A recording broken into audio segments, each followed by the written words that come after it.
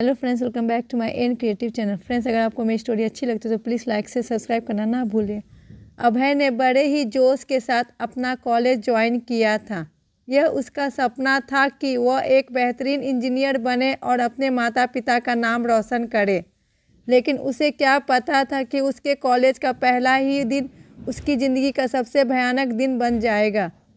सुबह सुबह जब वो अपने बैग और किताबों के साथ कॉलेज कैंपस में दाखिल हुआ तो उसकी आंखों में सपने चमक रहे थे। क्लासरूम का रास्ता ढूंढते हुए उसने कई नए स्टूडेंट्स को देखा जो बिल्कुल उसकी ही तरह उत्साहित और डरे हुए थे। लेकिन जैसे ही वह एक कैंपस के भीतर पहुंचा, कुछ सीनियर्स ने उसे घेर लिया। अरे, नया मुर्गा आया है, एक लड़के ने हंसते हुए कहा। इसे तो ठीक से स्वागत देना चाहिए, दूसरे ने आंख मारते हुए कहा। अभय ने डरते हुए सिर झुका लिया।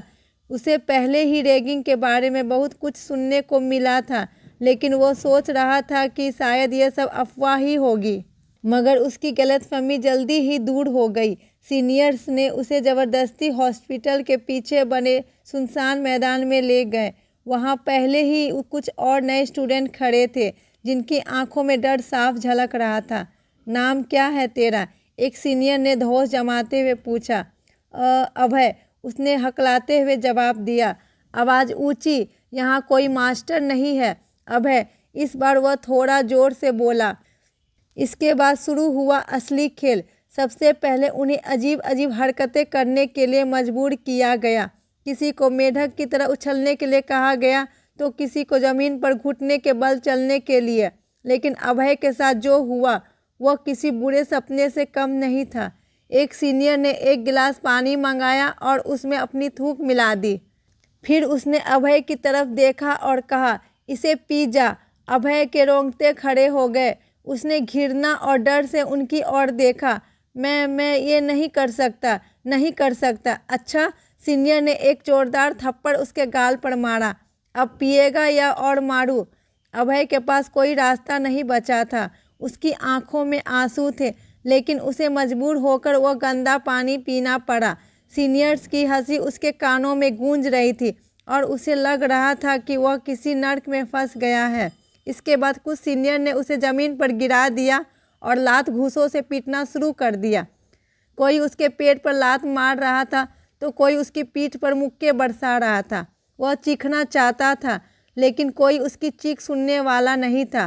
पूरा 1 घंटा यह सिलसिला चलता रहा। उसकी शर्ट फट चुकी थी, होंठ फट गए थे और शरीर पर जगह जगह चोटों के निशान बन चुके थे। लेकिन किस्मत से उसी समय एक सीनियर प्रोफेसर उसे रास्ते से गुजर रहे थे। उन्होंने जब हॉस्टल के पीछे से किसी की मफल चीख सुनी तो उन्हें शक हुआ। जब वे वहां पहुंचे तो सीनियर तुरंत भागने लगे, लेकिन प्रोफेसर ने 2 लड़कों को पकड़ लिया। अगले ही दिन कॉलेज प्रशासन ने इसे पूरे मामले की जांच की। सीसीटीवी फुटेज पर कुछ छात्रों की गवाही के बाद उन सीनियर्स को कॉलेज से सस्पेंड कर दिया गया। अभय को मेडिकल हेल्प दी गई और उसके माता पिता को इसकी जानकारी दी गई। वह टूट चुका था, लेकिन उसके लिए ये राहत की बात थी कि कम से कम अब वे दरिंदे उसे तंग नहीं करेंगे।